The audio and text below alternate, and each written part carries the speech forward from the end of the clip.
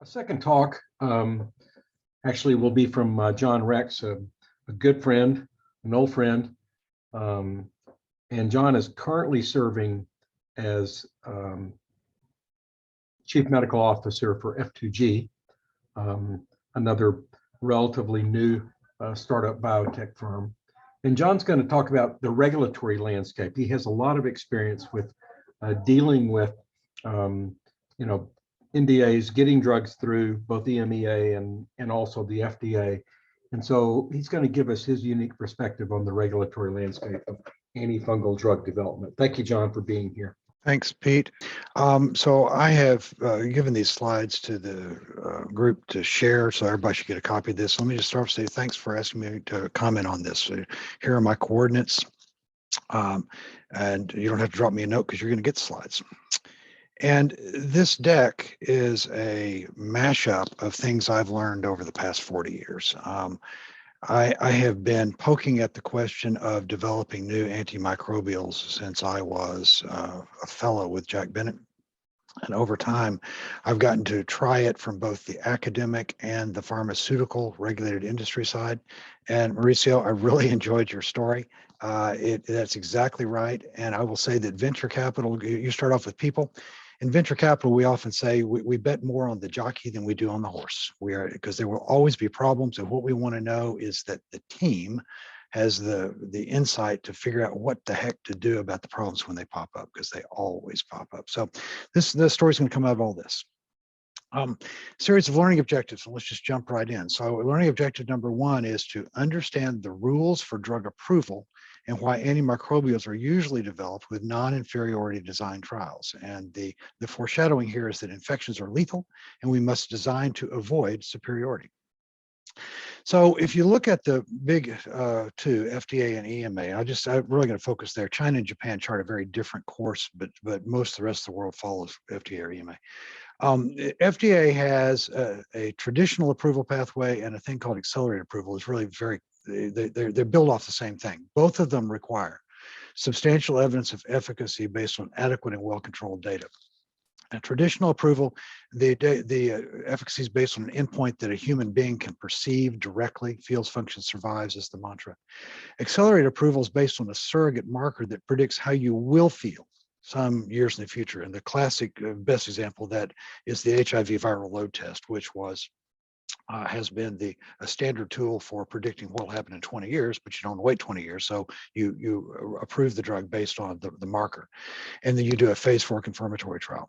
I'm going to warn you that this sounds on the surface a lot like EMA's conditional approval, but it's got a little different twist. So it's important to just keep the language straight in your head. Accelerated approval is about a surrogate. We're also going to talk about an idea called LPAD in just a moment that's distinct to the FDA. The EMA has a different basis for its approval. So on the previous slide, just put it back up, make you just read it. Substantial evidence of efficacy based on adequate and well-controlled data. Adequate and well-controlled data. Repeat after me. EMA, however, it says it's about the balance between benefits and risks of medicine, and that's the key guiding principle.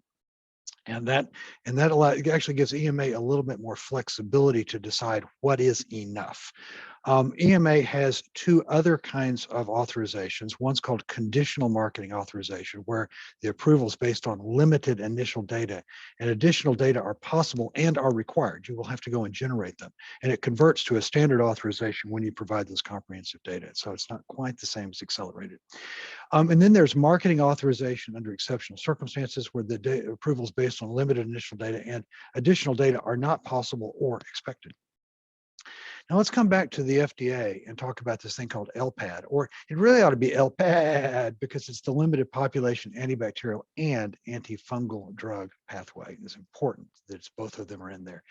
And this is a deal where you've got a drug for a serious or life-threatening infection that can be used in a limited population with an unmet need. And it permits FDA to approve if, and now this is going to start to sound a little bit like a mashup of EMA with FDA, if there is a positive benefit risk balance in the limited population, even though insufficient data exists to conclude that there's a favorable benefit risk profile in a broader population. FDA will take into account the severity, rarity, or prevalence of the infection that the drug is intended to treat. And this all becomes very important for fungal infections because they are uncommon. It takes a long time, as we'll get into in a second.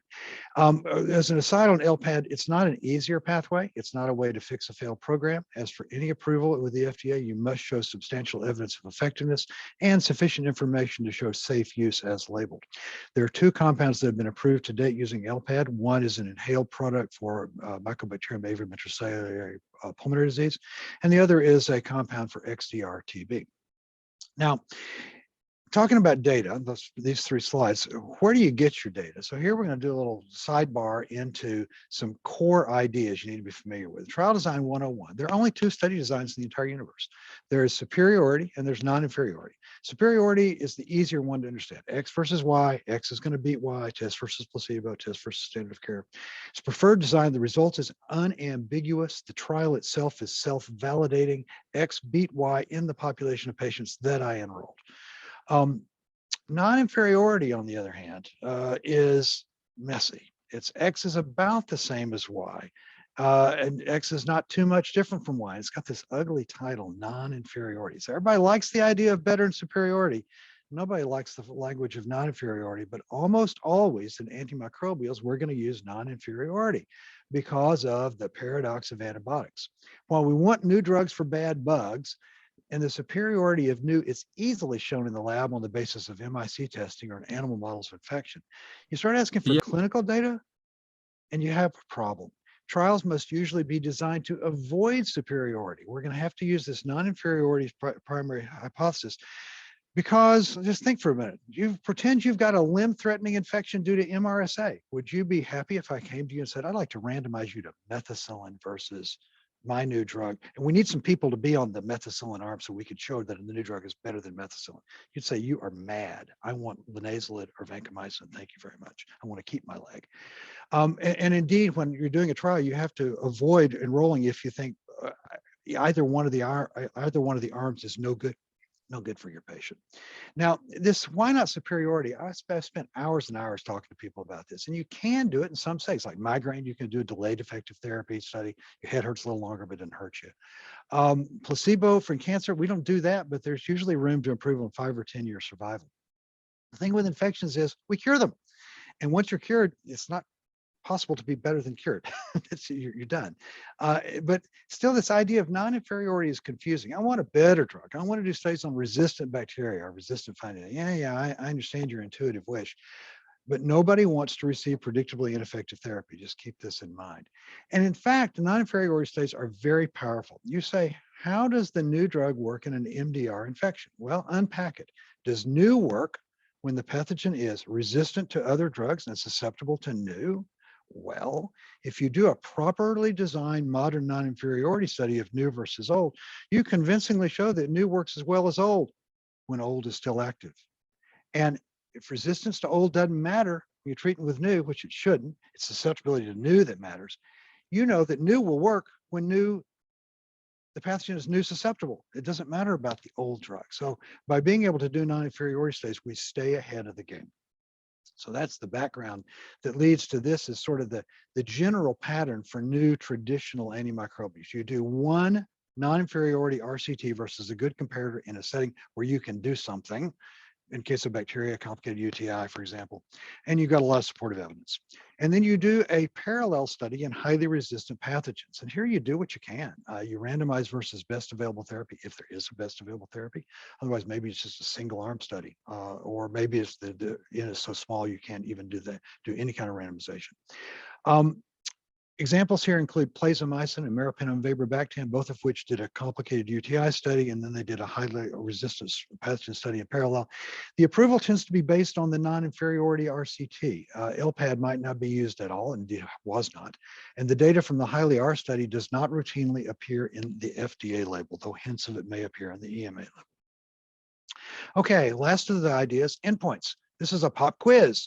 Pick the valid endpoints for drug approval. All-cause mortality, improvement of signs and symptoms of pneumonia, drop in HIV viral load, conversion of blood cultures to negative, invasive aspergillosis, fall of serum galactomannan from greater than 1 to 0. Tick tock, what do you think? Here we go.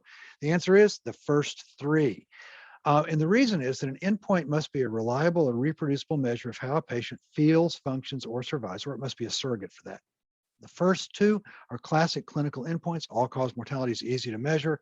And while you have to do some work to develop rules for symptom-based endpoints, you can do that. The third one I've already mentioned. This is a well-defined surrogate endpoint that was used for many years as the basis for accelerated approval in the US. There's a great read in the links below. It's actually, you with new HIV drugs, you go straight to standard approval now because HIV viral load is now known to be so good that we don't need to fool with accelerated approval anymore. The other two failed because they're inconsistently linked to the disease state and progression. Yeah, blood cultures do need to go negative, and yes, galactomannan does need to go down, but it isn't one-to-one in the way the other things are. So we don't use them. Okay, so what are the time, cost, and feasibility implications of different kinds of clinical data, and why is it that non-inferiority trials cost so darn much? Preface: it can cost a whole study estimate can be $100,000 to $200,000 per patient. So it's because non-inferiority studies tend to need a pretty good size sample, 3 to 350 per arm for standard parameters, 20% failure, 90% power, 10% margin. I know superiority designs are smaller. Yes, I know that, but you can't do them, at least not ethically. And the key cost driver is the number of sites times the duration of the study. And unfortunately, you have to have a lot of sites because infections move quickly and you can't usually transfer patients to a master site. There's not enough time to get them there, and that other hospital doesn't really want your resistant pathogen patient. Open sites are costly. Most sites contribute little. The graph on the right is from a recent paper by Johan Mertens and IA study that demonstrated that most of the sites contributed very few patients. But it's hard to predict performance, and you do want global coverage, so you kind of got to just have that range, and that's just the deal. But time is costly, project management costs, and actually a curious one, providing and maintaining local supplies of unexpired drug. I got to keep in this study, they had to keep 91 sites supplied with current, fresh compound. Really an interesting problem. So you take the whole study cost, divide by the number of patients, you get $100,000 to $200,000 per patient. And IA studies and fungal studies tend to be big. Johan Mertens also shared this slide at a recent talk, 4.5 years on average to run the recent IA studies. Context, complicated UTI trial of the same size, 18 months. These pre-COVID, these days, all bets are off. Next learning objective. There are alternatives to non-inferiority randomized controlled trials, but they're little used in anti-infectives. So let's look. This is from a talk that Rob Hemmings gave at Trends in Medical Mycology at Aberdeen this last fall, super talk. So he says, look, when do you not have to do an RCT? Well, so there are times when you don't actually need to. These are the settings where the treatment effects are unequivocal and the magnitude can be understood without a concurrent control arm.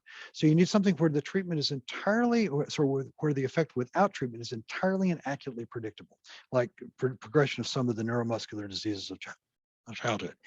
And if you're lucky, you may even have an external data set so you can line up against that. More on that on the next slide.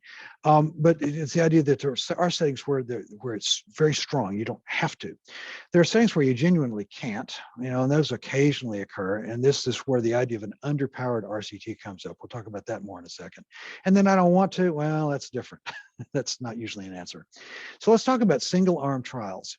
When the outcome without treatment is reliably predictable. This is an idea that you see in ICH E10, the idea of the patient as their own control, or actually the counterfactual of what would have happened if you had not intervened. So the disease has to be entirely predictable. Tumors don't go away. Endocarditis does not spontaneously cure itself. You may also be able to provide some external control data to line up against it. So it's not just the patient as their own control, but also the patient versus some external control data. Gives you a little context. Those two ideas are mutually complementary. Both approaches are biased.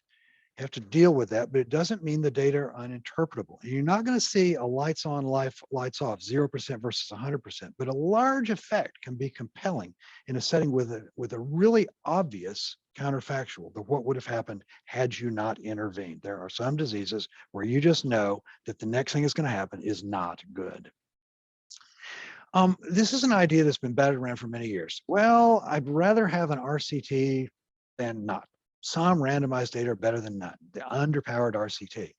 Okay, so you won't take an alpha of 5%. How about if I come in with an alpha of 20%? are you sure you really want me to come in with a trial that's that small? Does that feel like, sort of like we've adjusted the boundaries to deal with what we can do? And also there's this asymmetric risk thing. The sponsor has the problem that in a really tiny study, the study can easily fail due to noise. You've had 10 patients in each arm of a 20 patient study. You could show superiority with that if it was 100% versus 0, but it's probably ain't going to be. And it doesn't take much heterogeneity because every patient's worth 10%. The regulator worries about the risk of approving an ineffective therapy. The other idea that gets thrown in here sometimes is go Bayesian, borrow data from elsewhere. Borrowing data from other RCTs or from experience at other body sites would seem entirely logical, but none of us have ever gotten happy with how you weight the external data in doing that. It's just, it's never happened to my knowledge. An idea that I think there is a little bit more room on is that of extrapolation. And here I'm going to point out a recent paper by the EMA where they thought in detail about the idea of extrapolating, and I like the way they describe it. It's about the idea that you extend information and conclusions available from studies in one or more subgroups to make inferences for another subgroup, and thus reduce the amount of, or the general need for, additional evidence generation. And in fact, we do this all the time. IDSA's expert treatment guidelines, when we adapt for children, there are other examples. In a way, the idea that these ways you can get approved with just one RCT is a form of extrapolation. And I think we need to start being more systematic about this for situations that can't readily or ever be studied in adults. This feels like a fertile ground for community consensus. So our last two learning objections deal with the issue of broadly community consensus, because some of the choices about what it is that we require for new agents to get approved are a function of how we have agreed, what we're willing to accept. So this is about the limits on the data. And let me start off by saying something that may sound a little surprising. I sometimes hear the phrase regulatory hurdle, and I've been guilty of saying that. I have to say that's not great language, because the desire for better data is universal. It's really just the case that the regulatory agencies are the first ones to look at your data and say, well, explain this to me. Why would I want to be treated with this stuff, much less anybody else? So it's tricky when it does feel like that's the speed bump, and yet it's not just the regulators. It's going to be the payers and everybody else. And when you hear the phrase, well, we need an RCT, how many papers have you seen that ended with that? We need a randomized trial.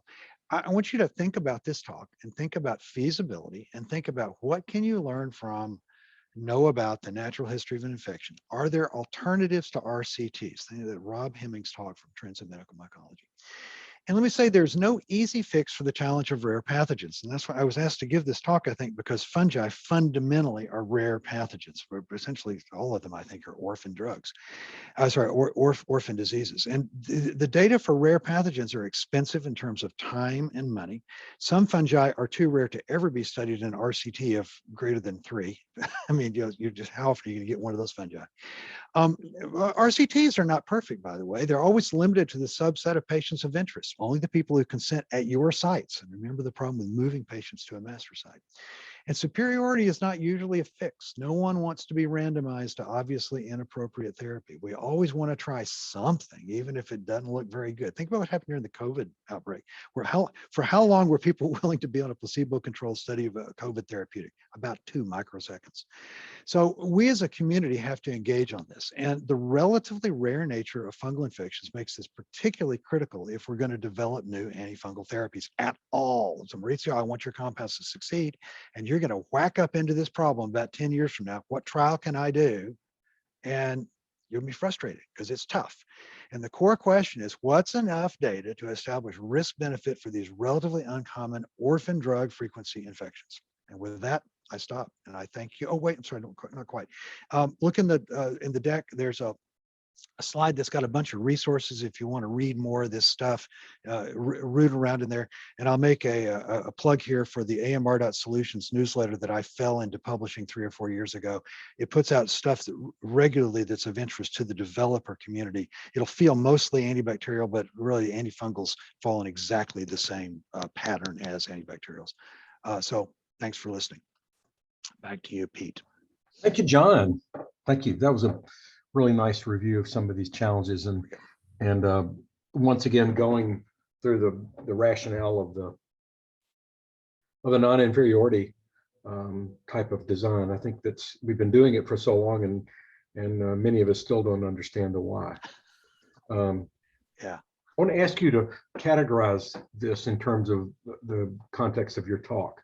Let's take I think one of the challenges that we've encountered in antifungal trials, so let's say in candidemia studies, has been focusing on one pathogen.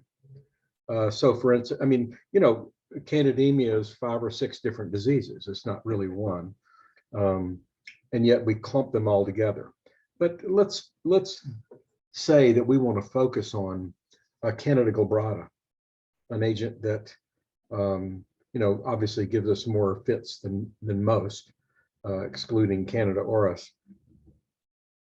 And let's suppose that we could identify 50 to 100 patients with Candida glabrata trying drug X, and we're able to enroll them in a single arm or maybe even a randomized type of trial.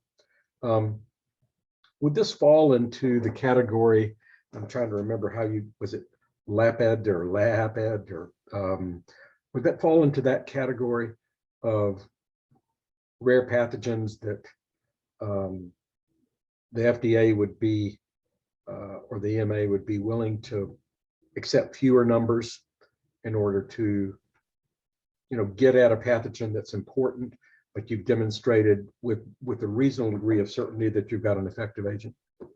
Well, that slide's worth looking at again. So let me just pop it back on the screen. So I would like everybody to know about LPAD. This was created in 2016 as part of the 21st Century Cures Act. And it was an idea that, in a way, FDA doesn't need this. FDA does this all the time. They always consider the severity, rarity, and prevalence of the disease under study.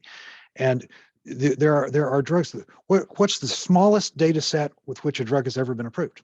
The answer is N equals 13. It was a genetic amino acid metabolism deficiency, and the therapy was something that was it was so obvious, so you could actually get a square wave effect in a real human being with starting and stopping the intervention. So 13 people. So there are times when an itty bitty tiny data set is adequate. LPAD is the specific formulation of this that for antibacterials and antifungals. Congress said, we recognize that these are hard because they're not as sharp-edged in general as a metabolic disease. And that's actually the problem with candidemia or systemic candidiasis, is that the disease has multiple variants. And there are some interventions that kind of work a little bit. So you pull out the catheter, that's the nidus. You still need to treat this person, but you've actually already made a big jump. It's a little easier to think about cryptococcal meningitis. Have you ever seen anybody with cryptococcal meningitis spontaneously get better? No. No. They don't. And it's the cryptococcus is almost one disease. I mean, you can have other things, of course, cryptococcal pneumonia. There are other body sites, but by and large, the cryptococcus is the meningeal syndrome. And there you could almost imagine a single arm trial with the cryptococcus that would be compelling. If I showed you a therapy that I said, look, a year out in 50 patients with the cryptococcus, the mortality rate's been 3%, and 60 of them are completely without symptoms. You say, wow, that's not what I expected to have happen to those people, right? It wouldn't take a lot. And we actually do use an absolute performance standard for drugs for streptococcal pharyngitis, believe it or not. If you want to develop a new drug for strep pharyngitis, what you have to do is show I think it's a 95% elimination rate of streptococcus out of the back of the throat. I mean, it's an interesting example of that flavor.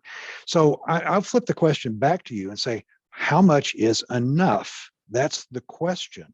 What would convince you if I said, Pete, you've got Candida glabrata in your blood. How much data do you want to try a drug other than a kind of Candida? I mean, you tell me, what does it take?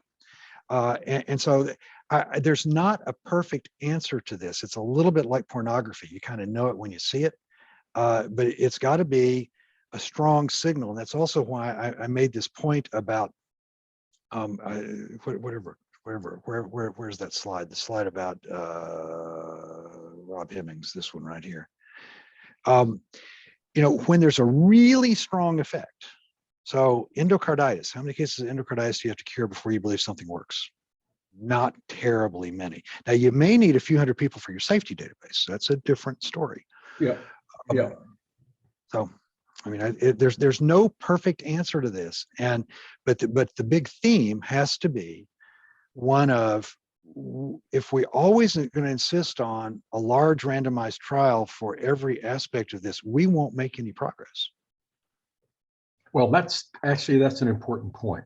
It's a very important point. And then Heron Schlam just indicated or chatted that the LPAD approval is usually a condition that an ongoing larger phase 3 trial for efficacy and safety are done following the approval, especially if the approval is limited to, and that's a reasonable expectation, I think, probably. Yeah, you'd think that if a larger trial can be done, you ought to do it. But think about the EMA's 3 tiers. I think that's helpful as well. EMA recognizes there are settings where you approve initially based on limited data, and more data can be generated, but it's going to take a long time. And there's already this, I like the LPAD language. There's already this small limited population. They need it today. And they're going to say, the fact that you don't have more data is fine with me because I'm otherwise going to die. I'll take the risk. But then the larger population wants the greater data set. So if you can do it, you should. But then remember, EMA's also got the exceptional circumstances where they say, you've done all you can ever do, and we get it. And there's no point in jumping up and down and saying, generate more data when you know it's never going to be possible. And I think that it's got to be a balanced conversation. Every one of these studies there's not the LPAD legislation doesn't mandate another trial. Unlike accelerated approval, where it does. Accelerated approval, you're required to generate more comprehensive data if you to do that confirmatory study. But LPAD doesn't mandate it. That's a decision that has to be made about what can and cannot be done. Luis asked a question, then we'll move on. How can our group, MSGERC, how can we help overcome some of these issues? Well, this is where this idea of community consensus builds. You guys have already done one fabulous thing, which is 15 years ago, you got galactomannan recognized by the FDA as a diagnostic tool in IA. Yeah. And, we had this great workshop with the FDA back in 2019, the last time we were permitted. Whenever it was, pre-COVID. Pre-COVID. And I think that there is fertile ground that is coming. COVID, I don't want to say anything good at all about COVID, but it has pushed us all into understanding the need to develop new antimicrobials. My favorite phrase, I can't get away without saying, is the antimicrobials are the fire extinguishers of medicine. You got to have them available before the fire breaks out. And so if we want to have these tools in advance, we have to come up with ways to enable them to be developed in advance. And it can't be based on requiring superiority data for everything. It can't be based on requiring a randomized controlled trial for everything. Those things aren't doable. They're not consistent with developing a new drug. And so, maybe this, what I hope, FDA has actually been very interested in this question of how do you advance these questions. And I'm, looking forward to future workshops, and you can turn up at those workshops and say your say as academic docs and say, we're in trouble and let's solve this problem. And be careful when you say, and I need an RCT. Just want you to think about what that means, about what you might get or not get. It's too easy to fall back on that statement. It's too easy. It's far too easy to fall back on that statement. John, thank you so much. As always, appreciate your insights. My pleasure. Great day. Thank you for having me here.